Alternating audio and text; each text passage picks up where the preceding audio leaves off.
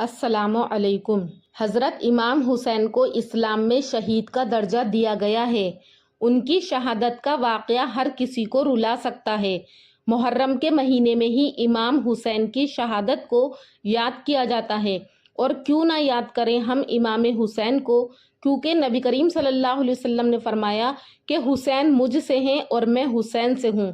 اگر ہم حسین رضی اللہ تعالیٰ عنہ کو نہیں مانیں گے تو ہمارا دین بھی مکمل نہیں ہے۔ تو چلیے آج کی اس ویڈیو میں ہم حضرت امام حسین کی شہادت کو یاد کریں گے۔ یہ تو آپ جانتے ہی ہیں کہ حضرت امام حسین پیغمبر اسلام حضرت محمد صلی اللہ علیہ وسلم کے نواسے اور حضرت علی اور حضرت فاطمہ رضی اللہ تعالیٰ عنہ کے بیٹے تھے۔ حضرت امام حسین رضی اللہ تعالیٰ عنہ کی 6 اولادیں تھیں، جن کے نام کچھ اس طرح ہیں کہ امام زین العابدین، علی اکبر، علی اصغر، امام جعفر، فاطمہ صغریٰ بنت حسین اور سکینہ بنت حسین۔ حضرت علی کے دنیا سے چلے جانے کے بعد خلافت حضرت حسن کے پاس آ جاتی ہے، اور حضرت حسن نے اپنی خلافت حضرت امیر معاویہ کو عطا کر دی تھی۔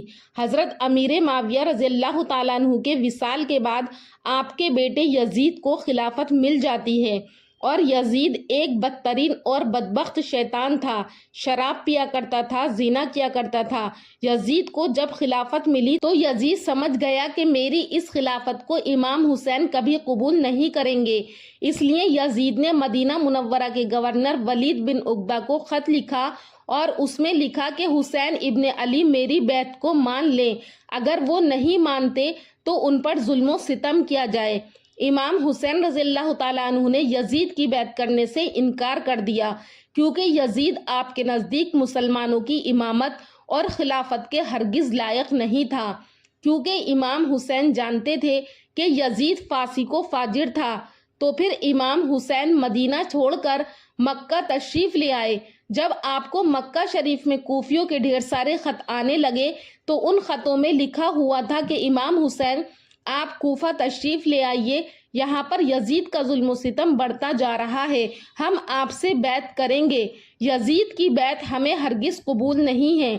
آپ نے وہاں کے یعنی کوفہ کے حالات کو سمجھنے کے لیے اپنے بھائی مسلم بن عقیل کو یہ کہہ کر کوفہ شہر بھیجا کہ جاؤ، جا کر وہاں کے حالات معلوم کرو کہ وہاں کے حالات کیسے ہیں۔ تو مسلم بن عقیل رضی اللہ تعالیٰ عنہ کوفہ پہنچے تو وہاں کے لوگوں نے بڑی احترام کے ساتھ آپ کا استقبال کیا۔ مسلم بن عقیل کے ہاتھوں میں 18,000 لوگوں نے بیعت کر لی، اور مسلم بن عقیل نے اپنے بھائی حضرت امام حسین کے نام خط روانہ کر دیا، اور اس میں آپ نے لکھا کہ یہاں کے حالات بالکل صحیح ہیں، اور 18,000 لوگوں نے بیعت بھی کر لی ہے، لہٰذا آپ کوفہ جلد سے جلد تشریف لے آئیں۔ جب یزید کو یہ بات پتہ چلی کہ کوفہ والوں نے مسلم بن عقیل سے بیعت کر لی ہے، تو پھر یزید نے ان لوگوں کو دھمکیاں دی، تو لوگ اپنی بات سے مکر گئے، اور مسلم بن عقیل کو یزید نے شہید کروا دیا۔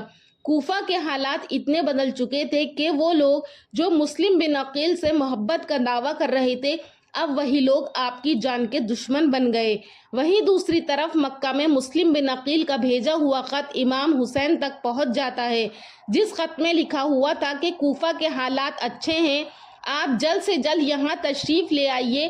لہٰذا امام حسین نے جیسے ہی وہ خط پڑھا تو امام حسین نے فوراً کوفہ جانے کی تیاری شروع کر دی، اور امام حسین اپنے تمام اہل خانہ کے ساتھ کوفہ کے لیے روانہ ہو گئے۔ آپ راستے میں ہی تھے تو آپ کو پتہ چلا کہ کوفہ والوں نے مسلم بن عقیل کو شہید کر دیا، اور کوفہ والوں نے بے وفائی کر دی ہے۔ جب آپ کوفہ شہر کے بالکل قریب پہنچ گئے تو آپ کو یزیدی فوج نے روکنے کی کوشش کی۔ امام حسین نے فرمایا کہ لوگوں کے بلانے پر ہی میں کوفہ شہر آیا ہوں، اگر تم لوگ چاہتے ہو کہ میں کوفہ میں نہ آؤں تو مجھے واپس جانے دو، میں واپس جانے کے لیے تیار ہوں۔ یزیدی فوج نے امام حسین کو کوفہ کے شہر میں داخل ہونے نہیں دیا، تو پھر امام حسین نے اپنے پورے قافلے کے ساتھ اپنا راستہ بدل لیا۔ چلتے چلتے آپ ایک چٹیل میدان میں پہنچ گئے۔ آپ نے ایک شخص سے سوال کیا کہ یہ کون سی جگہ ہے؟ اس شخص نے کہا کہ اس جگہ کو کربلا کہا جاتا ہے۔ امام حسین نے اپنے تمام لشکر کو کہا کہ یہیں پر خیمہ لگا دیا جائے، لہٰذا اس طرح سے امام حسین کربلا کے میدان میں پہنچے، اور ادھر یزیدی فوج کو اس بات کا علم ہوا کہ امام حسین نے اپنا خیمہ کربلا کے میدان میں لگایا ہوا ہے، تو یزیدی فوج نے بھی فوراً کربلا کے میدان میں پہنچنا شروع کر دیا۔ اس وقت یزیدی فوج کا سپہ سالار ابن سعد تھا، تو حضرت امام حسین نے ابن سعد سے کہا کہ یا تو تم مجھے یزید کے پاس لے چلو یا پھر مجھے اپنے شہر مکہ واپس جانے دو، لیکن ابن سعد نے ان دونوں باتوں میں سے کسی بھی بات کو قبول نہیں کیا۔ اب وہ امام حسین کو یزید کی بیعت کرنے پر مجبور کرتا ہے، لیکن آپ نے اس کی ایک بھی بات نہیں مانی۔ ایسے ہی کرتے کرتے دن گزر گئے اور 3 محرم کا دن آ گیا۔ اب ظالم یزید نے حضرت حسین کے سامنے 22,000 سپاہیوں کا لشکر بھیج دیا، اور دوسری طرف امام حسین کے ساتھ 82 لوگ تھے، جس میں عورتیں اور بچے بھی شامل تھے۔ یزیدی فوج نے یہ سوچ لیا کہ امام حسین کو ہرانا ہے تو ان کا پانی بند کرنا پڑے گا، اور تبھی ان کا مقابلہ کیا جا سکتا ہے۔ ایسے ہی کرتے ہوئے دن گزر گئے اور 7 محرم کا دن آ گیا، تو 7 محرم کو بھی یزیدی فوج نے امام حسین کے قافلے والوں پر پانی بند کر دیا، اور کربلا کے میدان میں پانی کا کوئی بھی انتظام نہیں تھا سوائے نہر فرات کے، لیکن قافلے والوں پر یہ نہر فرات کا پانی بند کر دیا گیا۔ امام حسین اور ان کے ساتھ موجود تمام لوگ پیاس کو برداشت کرتے رہے، لیکن چھوٹے چھوٹے بچے اور عورتوں کا پیاس کی وجہ سے برا حال ہو چکا تھا۔ ظالم فوج یزید امام حسین کے گھر والے اور تمام ساتھیوں کو گھیرے ہوئے تھے۔ انہوں نے یہ طے کیا کہ اپنے محرم کے دن امام حسین کو قتل کر دیا جائے، تو امام حسین نے حضرت عباس سے کہا کہ عباس جاؤ یزید کی فوج کے پاس اور ان سے کہو ہمیں ایک رات اللہ کی عبادت کرنے کے لیے دی جائے۔ حضرت عباس نے ایک رات کی مہلت کے لیے کہا تو انہوں نے آپ کی بات مان لی۔ جب تک 9 محرم کی تاریخ آئی تب تک امام حسین کو یہ یقین ہو چکا تھا کہ یہ یزید کی فوج کا مقصد صرف اور صرف اب مجھے شہید کرنا ہے، اس کے علاوہ یزید کچھ بھی کرنے کے لیے تیار نہیں ہے۔ اس لیے حضرت امام حسین نے 9 محرم کی رات میں اپنے تمام خیمہ والوں کو ایک جگہ پر اکٹھا کیا، اور آپ نے کہا کہ یہ بات تو طے ہو چکی ہے کہ یہاں پر موجود سبھی لوگ 2 دنوں کے اندر شہید کیے جائیں گے، اس لیے یہاں موجود آپ میں سے جو بھی واپس لوٹنا چاہتا ہے وہ لوٹ سکتا ہے۔ امام حسین نے فوراً خیمے میں چل رہے تمام لائٹ کو بند کروا دیا اور اندھیرا کر دیا تاکہ جو بھی جانا چاہے وہ بلا جھجک چلا جائے۔ تھوڑی دیر کے بعد جب دیا روشن کیا تو سارے کے سارے لوگ بیٹھے آنسو بہا رہے تھے، یعنی کوئی بھی حضرت حسین کو اکیلا چھوڑ کر جانے کو تیار نہیں تھا۔ آخر کار 10 محرم کا دن آیا اور امام حسین یزید کی فوج کے بیچ جنگ ہونا شروع ہو گئی۔ جہاں ایک طرف یزید کی ایک بڑی فوج تھی تو وہیں دوسری طرف امام حسین کے ساتھ صرف 72 لوگ تھے۔ اتنے میں فوج یزید کا حملہ شروع ہو جاتا ہے اور ہر شہید شہادت کا جام خوشی سے پیتا ہے۔ کبھی قاسم شہید ہوتے تو کبھی علی اکبر شہید ہوتے تو کبھی اونو محمد شہید ہوتے۔ تو 3 دن کے پیاسے امام حسین کے گھر والے اور تمام لوگ یزیدی فوج سے جنگ کرتے رہے اور ایک ایک کر کے شہید ہوتے گئے۔ حضرت عباس علمبردار سے امام حسین رضی اللہ تعالیٰ عنہ کے 6 مہینے کے بیٹے علی اصغر کی پیاس نہیں دیکھی گئی، تو آپ نے ایک مشکیزہ لیا اور گھوڑے پر سوار ہو کر نہر کے کنارے پہنچ گئے اور آپ نے ایک مشکیزہ بھر لیا، لیکن جب آپ پانی لے کر واپس لوٹنے لگے تو یزیدی فوج نے آپ کے اوپر لگاتار تیر برسانا شروع کر دیے۔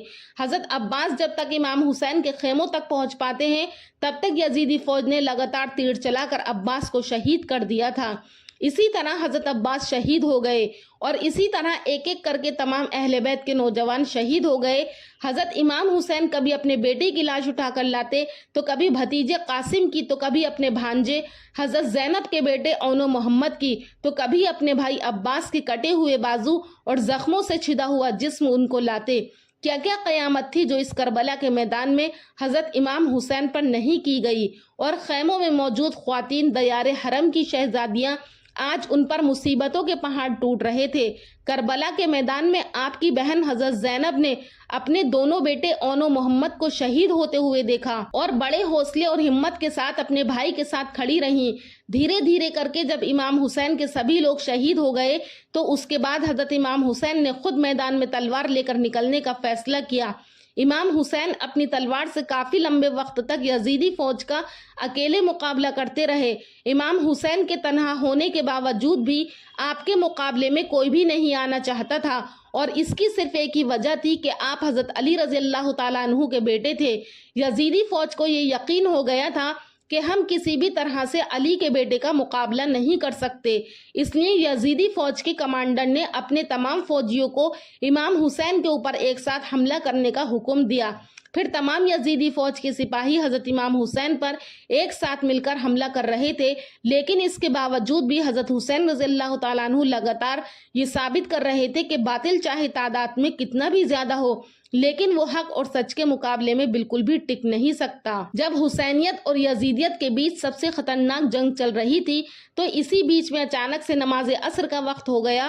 امام حسین نے ایسے مشکل وقت میں ایسی زخمی حالت میں بھی عصر کی نماز پڑھنے کا ارادہ کیا جبکہ چاروں طرف سے حملہ لگاتار ہو رہا تھا۔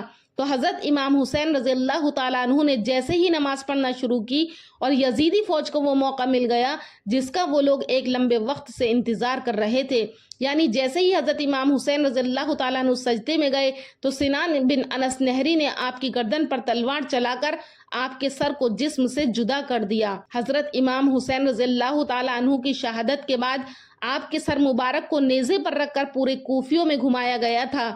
آپ رضی اللہ تعالیٰ عنہ کے سر مبارک کو گلی گلی میں گھما کر جلوس نکالا گیا تھا۔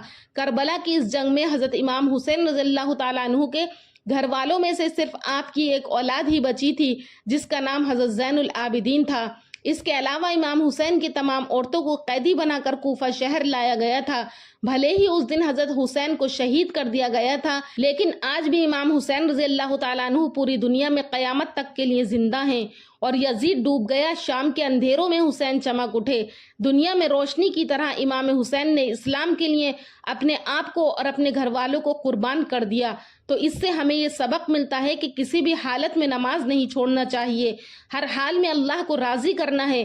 لوگوں کو چاہیے کہ اللہ کو راضی کریں اور یزید کا ساتھ نہ دیں۔ جو دکھ اس امت نے حضرت حسین کو دیے وہ کائنات کی ایک انوکھی داستان ہے۔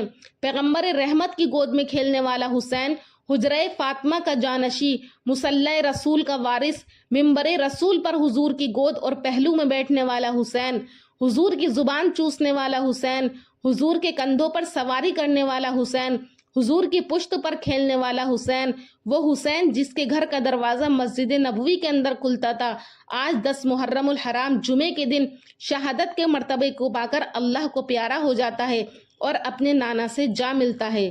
اللہ پاک ہمیں اسوہ حسین پر عمل کرنے کی توفیق عطا فرمائے اور اہل بیت کی محبت ہماری روح میں جذب کر دے، اور جس ہمت کے ساتھ انہوں نے دکھوں کو جھیلا وہ ہمت ہمارے اندر پیدا کر دے۔ حسین تم پہ لاکھوں کروڑوں سلام اور اربوں خربوں رحمتیں ہوں۔